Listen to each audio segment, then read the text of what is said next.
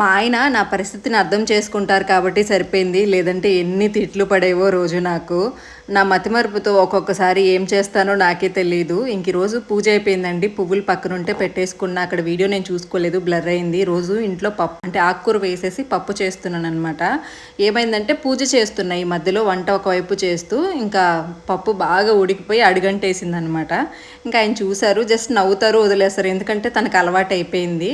So మామూలుగా కొన్ని హౌసెస్లో ఎలా ఉంటుందంటే అండి, ప్రతి చిన్న విషయానికి వైఫ్ మీద డిపెండ్ అవ్వడం. మంచినీళ్ళు తాగాలన్నా, అన్నం ప్లేట్ తీయాలన్నా, ప్రతిదీ ఇంకా కూర్చున్న చోటే అన్నీ జరిగేలాగా మన సాంప్రదాయాలు ఒకప్పుడు ఉండేవి. బట్ ఈ రీసెంట్ టైమ్స్లో చాలా వరకు మారేయండి. ఎందుకంటే భార్యాభర్తలు ఇద్దరూ కష్టపడితేనే ఇల్లు గడుస్తుంది కాబట్టి ఒకరినొకరు అర్థం చేసుకొని ఆ మేల్ ఈగో లేకుండా ఫీమేల్కి సపోర్ట్ చేస్తేనే వైఫ్ కూడా ఏదన్నా చేసి రూపాయి సంపాదించుకొని ఆ ఫ్యామిలీ అనేది ముందుకు వెళ్ళగలదు. మీరేమంటారు? సో ఇంక మా ఇంట్లో చూడండి, ఈరోజు మంటలు కూడా పెట్టేశాను.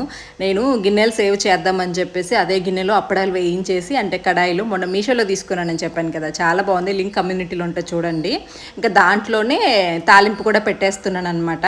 పసుపు అలాగే కొంచెం కారం వేసామనుకోండి, కలర్ కొంచెం డిఫరెంట్గా చాలా బాగుంటుంది అనమాట. సో మీలలో ఎంతమంది ఇలా ఉన్నారు? నేనైతే చాలానే చూశానండి నా చిన్నతనంలో. అప్పట్లో అంటే ఆడవాళ్ళు ఇంట్లో ఉండేవాళ్ళు, మగవాళ్ళు పొలం పనులకి వెళ్ళి ఇంటికి వచ్చేలోపు వాళ్ళకి మర్యాదగా కూర్చోబెట్టి అన్నం పెట్టి ప్లేట్ ఇవన్నీ చేసేవాళ్ళు అనమాట. బట్ ఇప్పుడు అలా కాదు కదా. మీరేమంటారు? వీడియో నచ్చితే లైక్ చేయండి.